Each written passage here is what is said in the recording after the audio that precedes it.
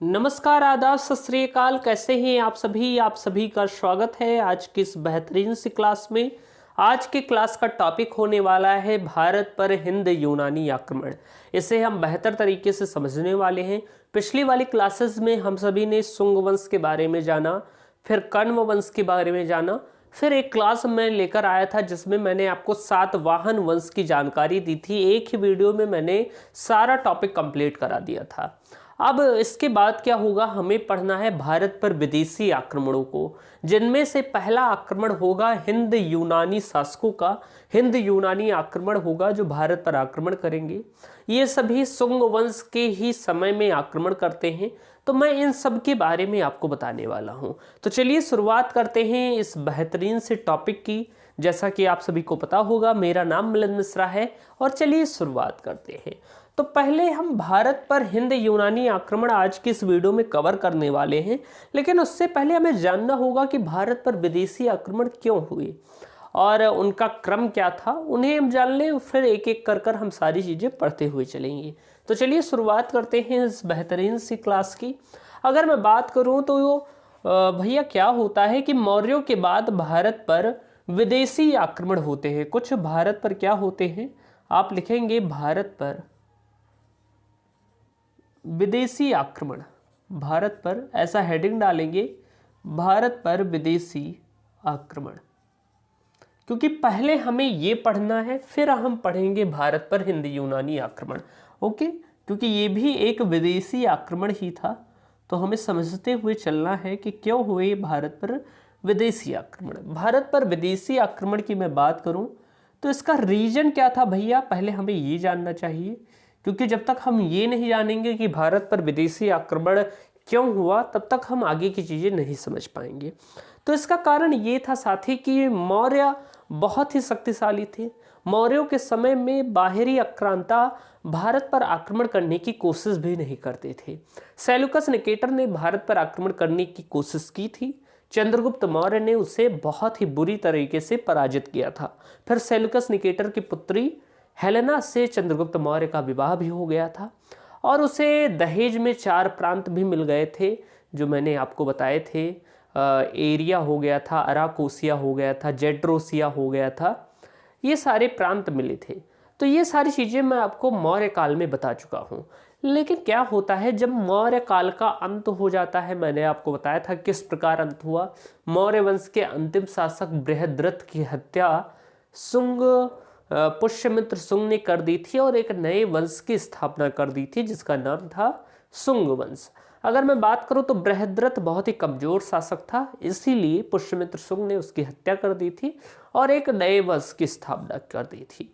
तो इस समय क्या होता है कि जब मौर्य वंश का समाप्ति होती है तो मौर्य वंश बहुत ज़्यादा बड़े क्षेत्र पर शासन करता था, लेकिन उसके बाद जो वंश आए जैसे सुंग वंश हो गया, ये सभी छोटे छोटे क्षेत्रों पर शासन करते थे, बहुत ज़्यादा क्षेत्रों पर शासन नहीं करते थे। यहाँ तक ठीक था कि सुंग वंश तक भारत में उतने ज़्यादा लोग एंटर नहीं कर पाए थे, क्योंकि पुष्यमित्र सुंग बहुत ही शक्तिशाली शासक था, तो उसने इन लोगों को पराजित कर दिया था। लेकिन सुंग वंश के पश्चात विदेशी आक्रमण और तेजी से हुए और फिर विदेशी आक्रांताओं को भारत में प्रवेश करने का मौका मिला। तो यही कारण था कि भारत में कोई केंद्रीकृत सत्ता नहीं थी, कोई ऐसा शक्तिशाली राजा नहीं था जो बड़े क्षेत्र पर शासन करता हो और जो विदेशी आक्रमण को रोक सके। और इसी का फायदा उठाया विदेशी आक्रांताओं ने। उन्हें मौका मिला कि अब भारत में कोई केंद्रीय सत्ता नहीं है, तो वो भारत पर आक्रमण करे। इसीलिए भारत पर क्या हुआ, विदेशी आक्रमण हुआ। जैसे मौर्य वंश समाप्त होता है, उसके पश्चात भारत में विदेशी आक्रमण होने लगते हैं। शुरुआत धीरे धीरे होती है और फिर अंत में ये तेजी से होने लगते हैं और भारत में प्रवेश भी कर लेते हैं। तो इतनी चीजें तो आपको समझ में आ गई होगी कि आखिर क्यों हुए भारत में विदेशी आक्रमण। थोड़ा आवाज में आपको परिवर्तन नजर आ रहा होगा, जुकाम है तो थोड़ा आप मैनेज करिएगा। चलिए शुरुआत करते हैं। तो भारत पर विदेशी आक्रमण अब किस क्रम में हुए, कौन कौन से विदेशी आक्रांता थे जिन्होंने भारत पर आक्रमण किया। तो अगर हम क्रम की बात करें कि भारत में कौन कौन सी शक्तियों ने आक्रमण किया, तो पहला आप लिखेंगे हिंद यूनानी। हिंद यूनानी हिंद यूनानी, जिन्हें हम इंडो ग्रीक भी कहते हैं। क्या कहते हैं? हिंद यूनानी को हम कहते हैं इंडो ग्रीक। तो भैया सबसे पहले भारत में विदेशी आक्रमणों में हिंद यूनानी आक्रमण हुए। इसके पहले जो विदेशी आक्रमण हुए थे वो मौर्य काल के पहले नंद वंश में हुए थे और फिर मौर्य काल में हुए थे। आप जानते हैं जब चंद्रगुप्त मौर्य सिकंदर भारत पर आक्रमण करता है तो वो एक यूनानी आक्रमण था। और आप देखेंगे सेल्यूकस निकेटर भी भारत पर आक्रमण करता है। लेकिन यहाँ पर अगर हम बात करें मौर्योत्तर काल में, यानी कि मौर्यों के पश्चात कौन से विदेशी आक्रमण हुए, अगर आपसे पूछा जाए तो सबसे पहले मौर्यों के पश्चात आक्रमण होता है मौर्योत्तर काल में हिंद यूनानी शासकों का। उसके पश्चात आते हैं शक शासक। शक शासकों का आक्रमण होता है, जिन्हें हम क्या कहते हैं? सीथियन कहते हैं। क्या कहते हैं भैया? इन्हें हम सीथियन कहते हैं।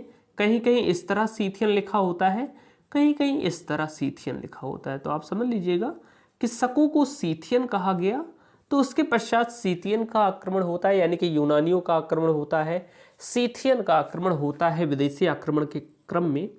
और एक पहलो होते हैं, उनका आक्रमण होता है। पहलो, जिन्हें हम पार्थियन कहते हैं, इनका भी भारत में आक्रमण होता है। ये सभी विदेशी आक्रांता थे। हम इन सब के बारे में पढ़ने वाले हैं। और चौथा आक्रमण होता है कुषाण का। कुषाणों का सबसे ज़्यादा शक्तिशाली यही होंगे कुषाण शासक। कुषाण शासक सबसे ज़्यादा शक्तिशाली होंगे मौर्योत्तर काल में विदेशी आक्रांताओं में। तो इतनी चीज़ें हमें पढ़नी है। भारत पर इतने सारे विदेशी आक्रमण हुए थे, क्यों हुए थे? मैंने आपको बता दिया था कि मौर्य काल के बाद भारत में कोई भी एक शक्तिशाली सत्ता नहीं थी जो इनको रोक सके, इसीलिए इन लोगों को मौका मिला तो इन्होंने भारत पर आक्रमण किया। लेकिन आज हमारे वीडियो का टॉपिक क्या रहने वाला है? आज हम पढ़ने वाले हैं भारत पर यूनानी आक्रमण, हिंद यूनानी आक्रमण को पढ़ने वाले हैं। आज हम क्या पढ़ने वाले हैं? भारत पर हिंद यूनानी आक्रमण को पढ़ने वाले हैं। तो चलिए शुरुआत करते हैं हमारे टॉपिक की। हमने बैकग्राउंड में समझ लिया कि किस तरह आक्रमण हुए थे, ये सारे विदेशी आक्रमण थे। अब हम अपने टॉपिक पर वापस लौटेंगे और आज के वीडियो का जो टॉपिक रहने वाला है भारत पर हिंद यूनानी आक्रमण, इसे बेहतर तरीके से समझने वाले हैं। भैया एक बात बता दूं, मैं अक्सर भूल जाता हूं, हमारा एक टेलीग्राम चैनल है जिसका नाम है study with Milind he.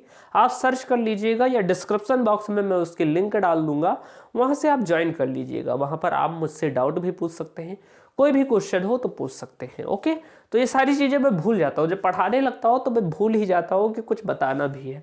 Okay, तो चलिए अब बात करते हैं। आदित्य बैच आपका एकदम प्रॉपर वे में चलेगा। जितने भी स्टूडेंट्स कह रहे थे बहुत अच्छा पढ़ा रहे हैं भैया, ये पूरा बैच कंप्लीट कराएंगे, तो जी हाँ बिल्कुल, पूरा अतीत जो ये प्राचीन इतिहास है, पूरा मध्यकालीन और पूरा आधुनिक, यानी कि ये बैच प्रॉपर वे में चलेगा और बेहतर तरीके से सारी चीज़ें हम कंप्लीट कराने वाले हैं। तो चलिए बात करते हैं भारत पर हिंद यूनानी आक्रमण की। तो आप हेडिंग डाल लेंगे भारत पर हिंद यूनानी आक्रमण,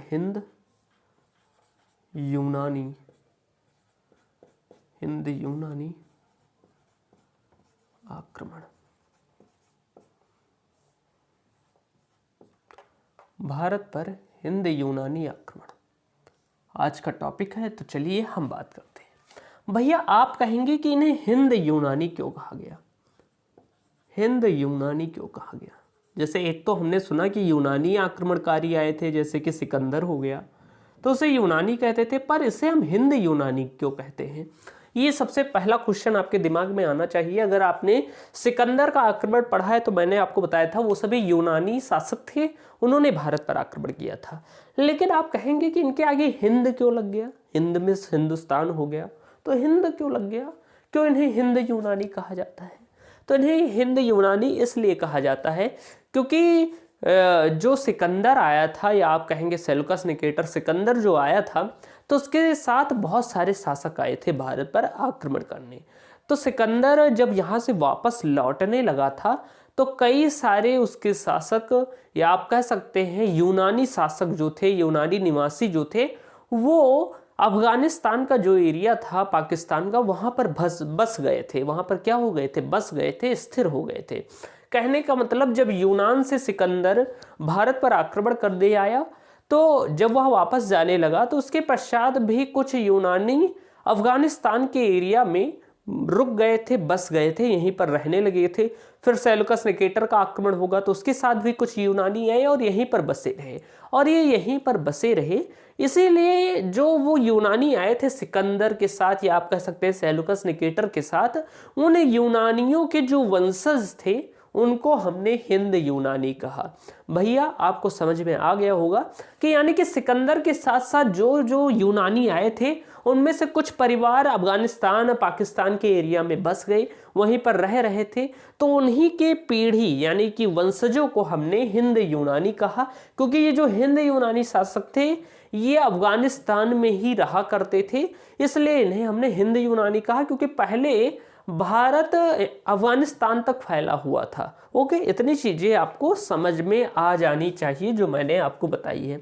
तो इसका कारण कुछ नहीं है, कारण यही है कि सिकंदर के साथ बहुत सारे यूनानी शासक आए थे, या यूनानी परिवार आए थे, कह सकते हैं यूनानी जनता आई थी, और वो यहीं पर बस गए, वो शासक यहीं पर बस गए, और यहीं पर उनकी आने वाली पीढ़ियों को हमने क्या कहा, उन्हीं के वंशज थे हिंद यूनानी, या कह सकते हैं इन्हीं की आने वाली पीढ़ियां थी हिंद यूनानी, तो इन्हें हमने हिंद यूनानी कहा। इतनी चीजें आपको क्लियर हो गई होंगी। अच्छा, आपसे कहा जाए कि ये जो हिंद यूनानी थे कहाँ पर रहते थे, तो भैया ये हिंदकुश पर्वत के पास रहते थे। हिंदकुश पर्वत के आसपास क्षेत्रों पर, के आसपास के क्षेत्रों पर, के क्षेत्रों पर निवास करते थे। यानी कि जो हिंद यूनानी शासक थे उनका निवास कहाँ था, तो उनका निवास था हिंदकुश पर्वत के आसपास के क्षेत्रों में। हिंदकुश पर्वत कहाँ पर स्थित है, तो भैया हिंदकुश पर्वत आपका अफगानिस्तान में स्थित है, या हम इसे बैक्ट्रिया भी कहते हैं। क्या कह सकते हैं इसे हम बैक्ट्रिया कहते हैं। बैक्ट्रिया कहने का मतलब क्या होता है, जो ये बैक्ट्रिया है ये अफगानिस्तान में ही पड़ता है। अफगानिस्तान, तो भैया ये अफगानिस्तान में ही रहा करते थे हिंद यूनानी शासक, और वहीं से ये भारत पर आक्रमण करेंगे। इस बैक्ट्रिया को हम मध्य एशिया भी कह देते हैं, यानी कि जो अफगानिस्तान वाला कुछ इलाका है वो मध्य एशिया में पड़ता है। जब आप आर्यों को पढ़ रहे थे तो मैंने आपको बताया था मैक्स मूलर के बारे में। मैक्स मूलर ने कहा था कि आर्य कहाँ से आए थे, तो आर्य आए थे भैया कहाँ से, तो आर्य आए थे बैक्ट्रिया प्रदेश से, यानी कि मध्य एशिया से। तो जो ये मध्य एशिया वाला क्षेत्र है ये अफगानिस्तान में ही पड़ता है। अफगानिस्तान का जो क्षेत्र है वो मध्य एशिया में पड़ता है, और वहीं पर रहा करते थे हिंद यूनानी शासक। आपसे कोई भी पूछे कि हिंद यूनानी शासक कहाँ पर रहा करते थे, तो मध्य एशिया यानी कि बैक्ट्रिया नाम के जगह पर रहा करते थे, जो कि हिंदकुश पर्वत के आसपास पड़ती थी। और ये जो यूनानी शासक थे ये जो सिकंदर के साथ यूनानी शासक आए थे उन्हीं की पीढ़ी थी, इसीलिए इन्हें हमने हिंद यूनानी कहा, क्योंकि ये यहीं पर बस गए थे। और अफगानिस्तान आप कहेंगे चंद्रगुप्त मौर्य के शासनकाल में भारत में ही आता था, इसलिए इन्हें हमने हिंद यूनानी शासक कहा, क्योंकि ये उन्हीं की पीढ़ियां थी। ओके, इतनी चीजें आपको क्लियर हो गई होंगी। तो हिंद यूनानियों का निवास स्थान क्या था, तो आप कहेंगे भैया हिंदकुश पर्वत के आसपास के क्षेत्रों में ये निवास करते थे। जो हिंदकुश पर्वत के आसपास का क्षेत्र है वो बैक्ट्रिया नाम का शहर कहा जाता है या क्षेत्र कहा जाता है, जो कि अफगानिस्तान में स्थित है। इसी को हम मध्य एशिया भी कह देते हैं। इतनी चीजें आपको समझ में आ जानी चाहिए। अब हम बात करते हैं आगे की चीज़ों के बारे में। हमने ये समझ लिया कि यूनानी कहाँ पर रहते थे। अब इनमें सबसे पहला आक्रमण किसके द्वारा किया जाएगा, तो भैया ये हिंद यूनानियों में 2 चरणों में आक्रमण होता है, यानी कि जो हिंद यूनानी शासक हैं ये 2 चरण में होते हैं। प्रथम चरण की अगर हम बात करें, यानी कि इसमें 2 वंशों का शासन आता है। प्रथम चरण में प्रथम वंश के लोग आक्रमण करते हैं, और द्वितीय चरण में द्वितीय वंश के लोग आक्रमण करते हैं। तो अगर हम बात करें यहाँ पर आप हेडिंग डाल लेंगे प्रथम चरण। हिंद यूनानी शासकों के प्रथम चरण की अगर हम बात करें तो इसमें आप देखेंगे कि एक शासक होगा हिंद यूनानी शासक जिसका नाम होगा डेमेट्रियस। हिंद यूनानी शासक, यूनानी शासक डेमेट्रियस। क्या नाम है भैया? तो आप कहेंगे डेमेट्रियस। हिंद यूनानी शासक डेमेट्रियस द्वारा भारत की सिंध तथा पंजाब, सिंध तथा पंजाब क्षेत्र पर आक्रमण किया जाता है। पंजाब क्षेत्र पर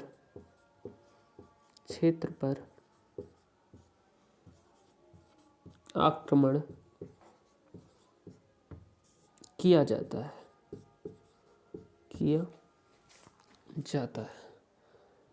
किया जाता है और वह यहाँ पर विजय प्राप्त करता है। वह यहाँ पर विजय प्राप्त करता है, विजय प्राप्त करता है, प्राप्त करता है। ओके, इतनी चीजें आपने लिखी। तो एक हिंद यूनानी शासक होता है जिसका नाम होता है डेमेट्रियस। इसके द्वारा भारत के सिंध तथा पंजाब क्षेत्र पर सर्वप्रथम आक्रमण किया जाता है और वह इन क्षेत्रों पर विजय प्राप्त कर लेता है। तो अगर आपसे कभी भी पूछा जाए कि भारत पर आक्रमण करने वाला प्रथम हिंद यूनानी शासक कौन था, तो आप कहेंगे डेमेट्रियस। ये परीक्षा में कई बार पूछा जा चुका है। आप लिख लेंगे यहां पर कि भारत पर आक्रमण करने वाला, भारत पर आक्रमण करने वाला पहला हिंद यूनानी शासक, हिंद यूनानी शासक कौन था भैया? तो वो था डेमेट्रियस। डेमेट्रियस था। तो भारत पर आक्रमण करने वाला पहला हिंद यूनानी शासक डेमेट्रियस था। इसने भारत के सिंध तथा पंजाब वाले क्षेत्र पर आक्रमण किया और उस पर अधिकार भी स्थापित कर लिया। और जब इसने अधिकार स्थापित किया तो इसने सिंध तथा प्रांत पर, सिंध तथा पंजाब पर, सिंध तथा पंजाब पर डेमेट्रियस वंश की स्थापना की। किस वंश की स्थापना की? तो आप कहेंगे अपने नाम पर ही इसने डेमेट्रियस वंश की स्थापना की, डेमेट्रियस वंश की स्थापना की। और जब इसने यहाँ पर डेमेट्रियस वंश की स्थापना की सिंध तथा पंजाब वाले क्षेत्र पर, तो इसने राजधानी क्या बनाई भैया? तो आप कहेंगे कि डेमेट्रियस ने डेमेट्रियस वंश की स्थापना की और स्थापना कर कर उसने अपनी राजधानी सियालकोट को बनाई, जिसे हम साकल भी कहते हैं। पुराना नाम साकल है, वर्तमान का नाम जो है वो सियालकोट है। क्या नाम है? तो सियालकोट है। डेमेट्रियस ने अपने जीते हुए क्षेत्र की राजधानी किसे बनाई? तो सियालकोट को बनाई। अगर मैं बात करूं सियालकोट की, तो ये वर्तमान में पाकिस्तान के पंजाब में स्थित है।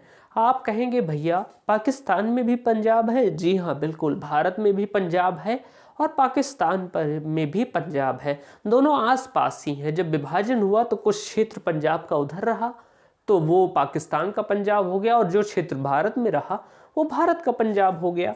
तो ये जो सियालकोट है वर्तमान में पाकिस्तान में स्थित है, पाकिस्तान के पंजाब प्रांत में स्थित है। इतनी चीज़ें आपको समझ में आ जानी चाहिए।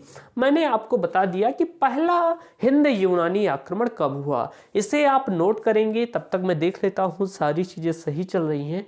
जी हाँ, बिल्कुल सही चल रही हैं। नोट करिए, आगे चीज़ों के बारे में बात करते हैं।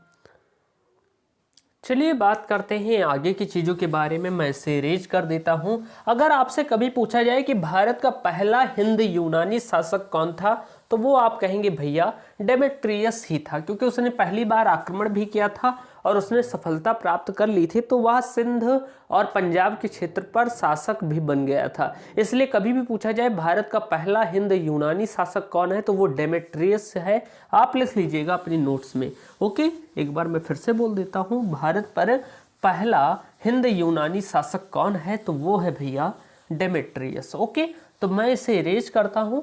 इसके बाद मैं आगे की चीज़ों के बारे में बात करता हूं। इसे फटाफट इरेज करते हैं। थोड़ा यहाँ पर ब्लैक ब्लैक दिख रहा होगा, उसके लिए माफ़ी चाहता हूँ। बोर्ड में स्क्रैच थोड़ा ज़्यादा लग गए हैं, इसीलिए थोड़ा दिक्कत है। चलिए बात करते हैं आगे की चीज़ों के बारे में। जो डेमेट्रियस था, जब मैंने आपको शुंग वंश पढ़ाया था तो उसमें मैंने बताया था कि पुष्यमित्र शुंग के शासनकाल में डेमेट्रियस ने आक्रमण किया था। क्योंकि जब डेमेट्रियस भारत पर आक्रमण कर रहा था तो उस समय उत्तर भारत में शुंग वंश का शासन था। ओके, तो आप लिखेंगे डेमेट्रियस ने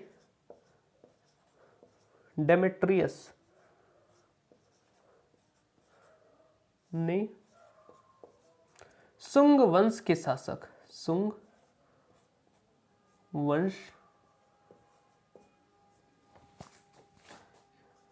के शासक डेमेट्रियस ने शुंग वंश के शासक पुष्यमित्र शुंग पर आक्रमण किया।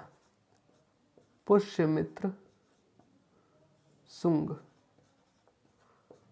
पर आक्रमण किया,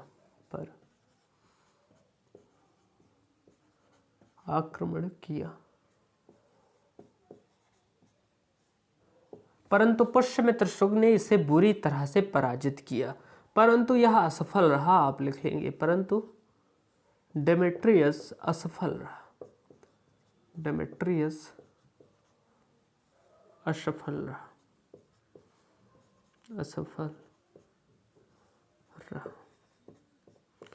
डेमेट्रियस ने शुंग वंश के शासक पुष्यमित्र शुंग के शासनकाल में इनके राज्य पर आक्रमण किया था, लेकिन पुष्यमित्र शुंग बहुत ज़्यादा शक्तिशाली शासक था। उसने इन्हें दौड़ा दौड़ा कर मारा और बुरी तरीके से डेमेट्रियस को पराजित कर दिया। और फिर अगर हम देखें तो हिंद यूनानी शासन में डेमेट्रियस का शासन समाप्त हो जाता है। उसके पश्चात आता है हिंद यूनानी शासकों का सबसे महानतम शासक। आपसे पूछा जाए कि हिंद यूनानियों में सबसे महानतम शासक कौन है, तो आप कहेंगे हिंद यूनानी शासकों में महानतम, हिंद यूनानी शासकों में सबसे महानतम शासक, सबसे महानतम शासक, महानतम शासक कभी भी पूछा जाए कि हिंद यूनानी शासकों में सबसे महानतम शासक कौन था, तो भैया सबसे महानतम यानी कि ग्रेटेस्ट रूलर जो था वो था मिनांडर। क्या था भैया?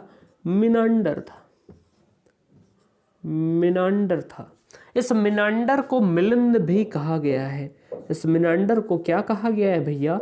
तो आप कहेंगे इस मिनांडर को मिलिंद भी कहा गया है। क्या कहा गया है? मिलिंद भी कहा गया है। ये इसका उपनाम है। आपसे पूछा जाए कि किस शासक को मिलिंद कहा गया है, तो आप कहेंगे मिनांडर को मिलिंद कहा गया है, जो कि एक हिंद यूनानी शासक था। क्या बात थी कि ये जो मिनांडर था ये बहुत ही अच्छा शासक भी माना जाता है। मिनांडर का नाम भारतीय जनता नहीं ले पाती थी, इसलिए मिनांडर को प्यार से मिलिंद कहकर पुकारती थी। क्या कहकर पुकारती थी? मिलिंद कहकर पुकारती थी। और यहाँ पर आप देखेंगे मेरा भी नाम मिलिंद ही है। ओके, तो आपको पता होना चाहिए मेरा भी नाम मिलिंद है। और ये जो शासक थे भैया हिंद यूनानी, इनका नाम भी मिलिंद था। एक बहुत ही महान शासक था। हिंद यूनानियों का सबसे महानतम शासक कौन था? तो वो था मिनांडर, जिसे मिलिंद कहा गया। इतनी चीजें आपको क्लियर होनी चाहिए भैया। जो ये मिनांडर थे, इन्होंने भी पुष्यमित्र शुंग पर आक्रमण किया था। मिनांडर ने भी, लिख लेंगे आप कि मिनांडर ने भी मैंने आपको पढ़ाया था जब शुंग वंश पढ़ा रहा था। मिनांडर ने भी पुष्यमित्र शुंग पर आक्रमण किया था। पुष्यमित्र शुंग पर आक्रमण किया था, आक्रमण किया, परंतु वह पराजित हुआ, परंतु वह पराजित हुआ, पराजित हुआ। यानी कि पुष्यमित्र शुंग आप देखेंगे इतना शक्तिशाली शासक था कि इसने मिनांडर को भी पराजित कर दिया था, मिनांडर भी इससे नहीं जीत पाया था। तो एक बहुत ही महान शासक था। अगर मैं बात करूं मिलिंद के बारे में यानी कि मिनांडर के बारे में, तो हम कुछ चीज़ें और जानेंगे। अगर आपसे पूछा जाए कि सोने के सिक्के चलाने वाला पहला शासक कौन था, तो वो था मिनांडर। भारत में सोने के सिक्के चलाने का श्रेय किसको जाता है, तो वो जाता है मिलिंद को, मुझे नहीं, मिनांडर को जाता है। तो आप इससे ध्यान रखिएगा नाम कि भारत में सोने के सिक्के चलाने का श्रेय, चलाने का श्रेय हिंद यूनानी शासकों को जाता है। और हिंद यूनानियों में किस शासक को जाता है श्रेय, तो वो श्रेय जाता है मिनांडर को, मिनांडर को जाता है।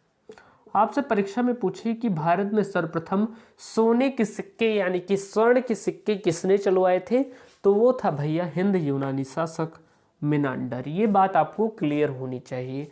अच्छा, मिनांडर के जो सोने के सिक्के थे ये सबसे ज़्यादा भड़ोच में पाए गए थे, जो कि गुजरात में स्थित है, और यह एक बंदरगाह है। इससे पता भी चलता है कि इसके शासनकाल में व्यापार भी ज़्यादा हुआ करते थे। तो आप लिखेंगे कि मिनांडर के सोने के सिक्के, मिनांडर के स्वर्ण के सिक्के, स्वर्ण के सिक्के, मिनांडर के स्वर्ण के सिक्के सबसे ज़्यादा मात्रा में, सबसे ज़्यादा मात्रा में भड़ोच गुजरात में पाए गए। भड़ोच गुजरात, ये गुजरात में स्थित है, गुजरात का एक बंदरगाह है। भड़ोच गुजरात में पाए गए। और ये जो भड़ोच है ये क्या है भैया, तो ये एक बंदरगाह यानी कि पोर्ट है। बंदरगाह वह होते हैं जहाँ पर समुद्री जहाजें आकर रुकती हैं और यहाँ से व्यापार हुआ करते हैं। तो इस बात से पता चलता है कि मिनांडर व्यापार भी करता था, विदेशी व्यापार भी करता था, इसलिए इसके सिक्के सबसे ज़्यादा बंदरगाहों पर प्राप्त किए गए। इतनी चीज़ें आपको क्लियर होंगी। अच्छा, इसने महत्वपूर्ण कार्य क्या किया था कि यह बौद्ध धर्म को बहुत ज़्यादा मानता था। तो क्या हुआ कि जब इसकी मुलाकात, आप लिखेंगे, जब इसकी मुलाकात किसकी भैया, तो मिनांडर की, जब इसकी मुलाकात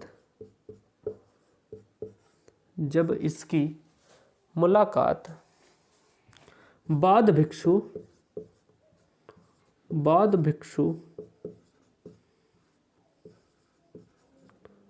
नागसेन से हुई, जब इसकी मुलाकात बौद्ध भिक्षु नागसेन से हुई, तो यह बौद्ध धर्म से प्रभावित हुआ। तो यह बौद्ध धर्म से प्रभावित हुआ। और भैया जब मिनांडर बौद्ध धर्म से प्रभावित हुआ तो इसने बौद्ध धर्म की दीक्षा किससे ली थी, तो आप लिखेंगे इसने बौद्ध धर्म की शिक्षा, बौद्ध धर्म की शिक्षा या दीक्षा, कुछ भी कह दीजिए, नागसेन से ली थी, नागसेन से ली थी। परीक्षा में पूछा जाता है कि हिंद यूनानी शासक, इन्हें हिंद यवन भी कह दिया जाता है। ये बात ध्यान रखिएगा कि हिंद यूनानी को हम क्या कह देते हैं, तो इन्हें हम हिंद यमन भी कह देते हैं, हिंद यमन भी कह देते हैं, यमन शासक। ये लिख लीजिएगा आप साइड में कहिए कि हिंद यूनानी शासकों को हम हिंद यमन शासक भी कह देते हैं। तो आपसे अगर परीक्षा में पूछा जाए कि मिनांडर ने बौद्ध धर्म की शिक्षा किससे ली थी या दीक्षा किससे ली थी, तो वो ली थी नागसेन से। नागसेन एक बौद्ध भिक्षु थे, इनके द्वारा, और विद्वान भी थे, इनके द्वारा इन्होंने बौद्ध धर्म की शिक्षा ली थी या दीक्षा ली थी। इतनी चीज़ें आपको क्लियर होंगी, फटाफट नोट करिए, आगे की चीज़ों के बारे में बात करते हैं। चलिए बात करते हैं आगे की चीज़ों के बारे में। मैं इसे रेज करता हूँ फटाफट और आगे की चीज़ों के बारे में हम बात करते हैं।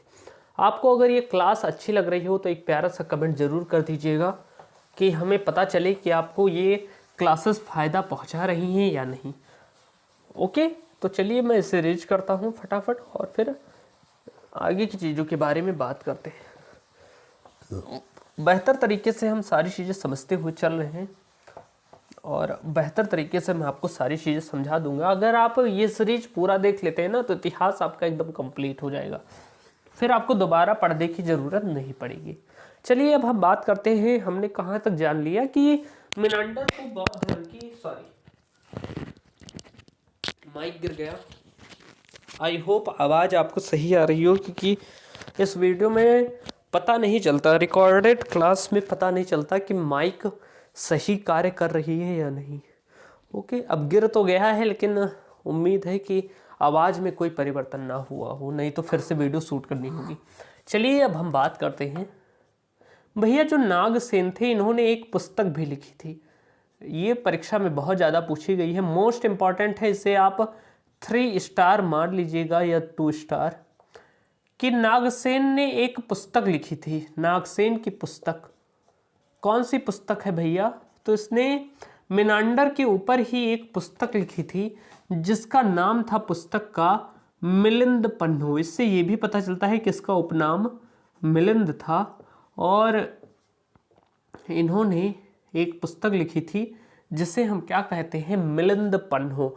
नागसेन की ही एक पुस्तक है जिसका नाम है मिलिंद पन्हो। और मेरे साथ ये बहुत हुआ है, मैं किसी भी जानकार व्यक्ति के पास जाता हूँ जो पढ़ाई किए हो, तो मेरे गुरुजी 2-3 बार मैंने देखा है, जब मैं जाता हूँ और कोई पूछता है कि आपका नाम क्या है तो मैं बताता हूँ मिलिंद मिश्रा मेरा नाम है। तो मिलिंद सुनकर अगर किसी ने इसके बारे में पढ़ा है तो वो ये प्रश्न जरूर मुझसे पूछ लेता है, अच्छा ये बताओ मिलिंद पन्हो किसकी रचना है।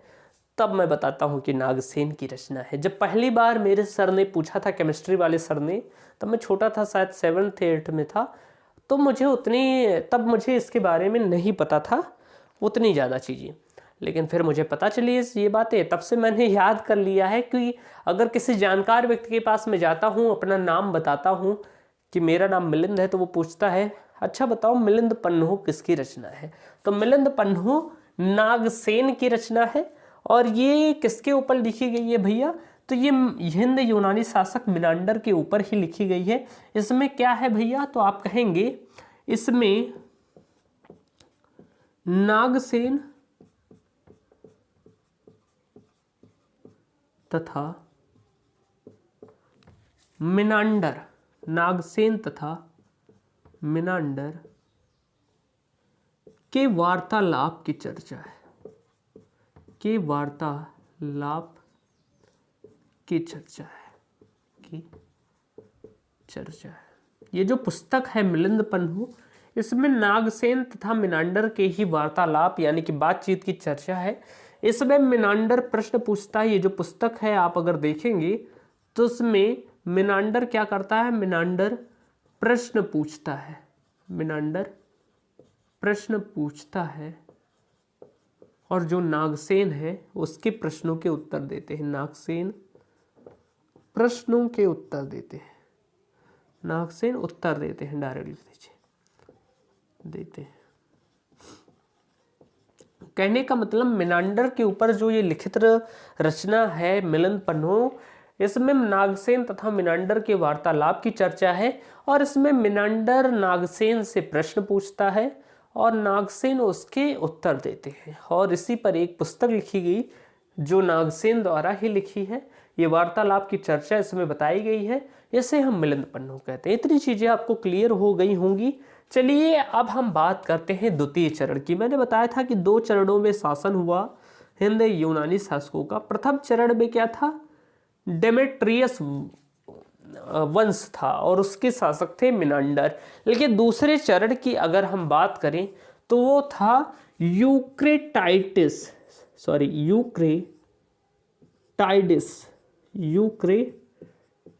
वंश। दूसरे चरण में क्या हुआ कि यूक्रेटाइडिस वंश का शासन हुआ। ये दूसरा चरण था, लिख लीजिएगा।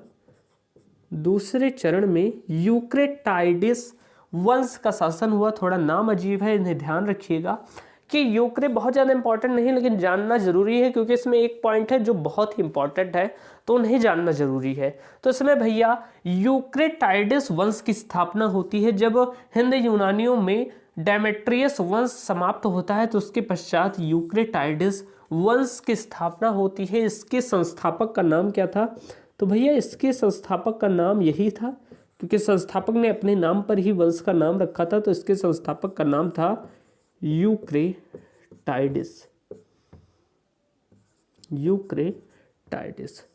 तो इतनी चीजें आपको पता होनी चाहिए। इसमें जो सबसे महत्वपूर्ण शासक है, एक बात है, इसमें एक आंतिआल नाम का शासक होगा। किस नाम का शासक होगा भैया, तो आप कहेंगे एक आंतिआल नाम का शासक होगा। इस वंश में आंतिआल नाम का शासक होगा। आंतिआल नामक शासक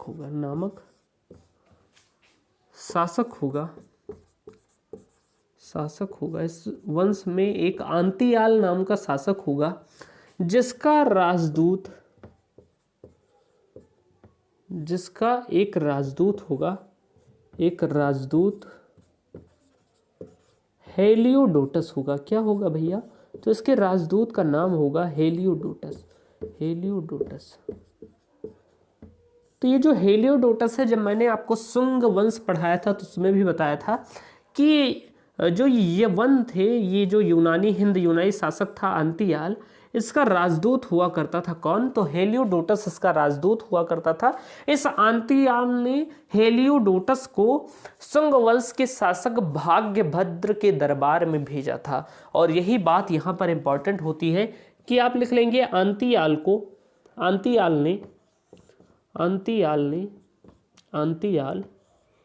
ने हेलियोडोटस को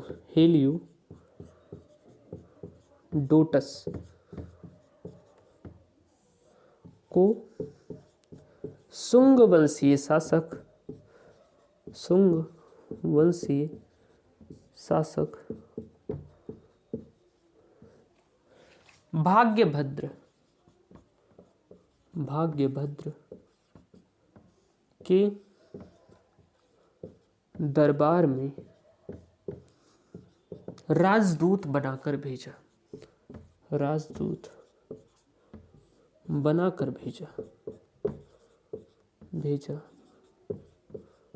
तथा भाग्यभद्र से मित्रवत संबंध स्थापित किए तथा भाग्यभद्र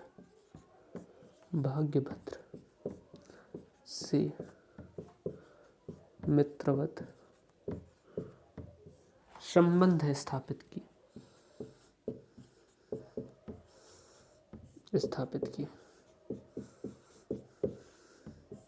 मैंने क्या बताया दोस्त, तो ये जो दूसरा चरण था, जब डेमेट्रियस वंश का अंत हुआ तो उसके पश्चात यूनानियों में यूक्रेटाइडिस वंश का स्थापना होता है। इसके संस्थापक का नाम यूक्रेटाइडिस ही था। ये उतने इंपॉर्टेंट नहीं है, लेकिन इस वंश में एक शासक होगा आंतिआल नाम का। आंतिआल शासक ने शुंग वंश के शासक भाग्यभद्र, जब मैंने आपको शुंग वंश पढ़ाया था, अगर आपने देखा है तो उसमें मैंने आपको बताया था कि अग्निमित्र के बाद ही कुछ ऐसा शासक आएगा जो अंतिम महान शासक होगा शुंग वंश का, और उसका नाम होगा भाग्यभद्र की अगर मैं बात करूं तो इसके दरबार में आंतिआल ने क्या किया था, अपने राजदूत को भेजा था, जिसका नाम क्या था, जिसका नाम था हेलियोडोटस को भाग्यभद्र के दरबार में राजदूत बनाकर भेजा था, और इससे उसने भाग्यभद्र से अपने मित्रवत संबंध स्थापित किए थे।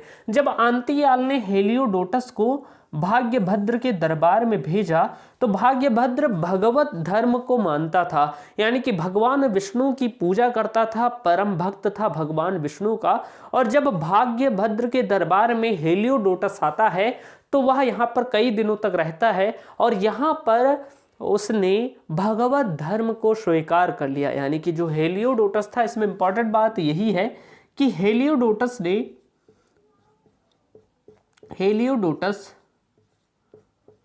ने जब हेलियोडोटस भाग्यभद्र के दरबार में आया तो उसके पश्चात हेलियोडोटस भागवत धर्म से प्रभावित हुआ।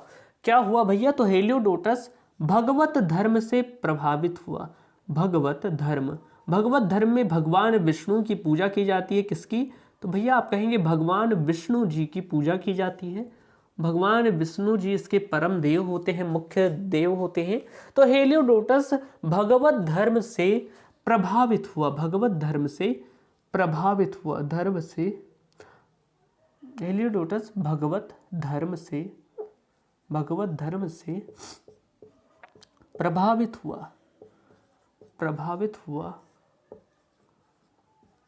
तथा उसने भगवत धर्म अपना लिया।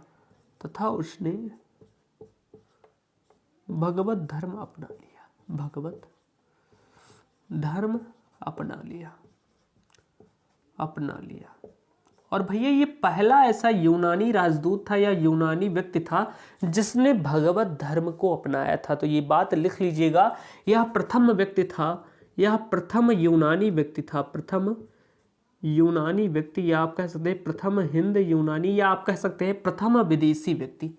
प्रथम विदेशी व्यक्ति या प्रथम यूनानी व्यक्ति जिसने भगवत धर्म को अपनाया।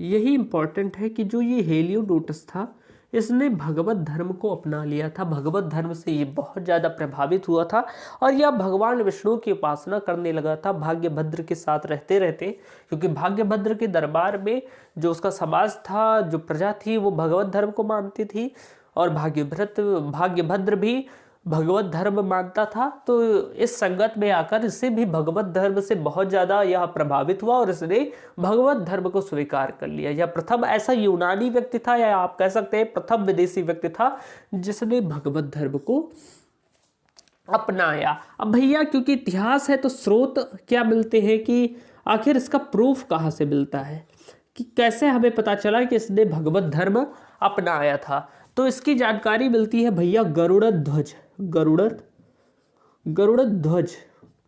अभिलेख से। गरुड़ ध्वज अभिलेख से हमें इस बात की जानकारी मिलती है। अभिलेख से इस बात की क्या मिलती है भैया? तो इस बात की जानकारी मिलती है। थोड़ा जुकाम है, आवाज़ में परिवर्तन होगा, क्षमा करें, इसलिए आवाज़ कहीं कहीं फंस भी रही है। तो इस बात की जानकारी गरुड़ ध्वज अभिलेख से मिलती है। ये कहाँ पर है भैया? तो ये जो गरुड़ ध्वज अभिलेख है ये विदिशा में स्थित है। विदिशा जिसे हम वर्तमान में बेसनगर कहते हैं, विदिशा बेसनगर में यह अभिलेख स्थित है जिसका नाम है गरुड़ ध्वज अभिलेख। यह मध्य प्रदेश राज्य में स्थित है।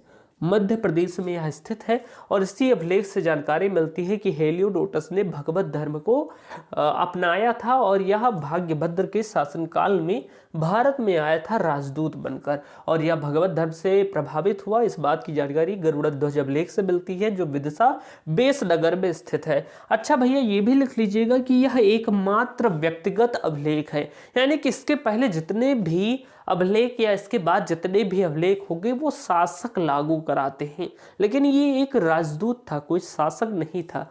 तो यह पहला या आप कह सकते हैं एकमात्र व्यक्तिगत अभिलेख है। एकमात्र व्यक्तिगत अभिलेख है। व्यक्तिगत अभिलेख है।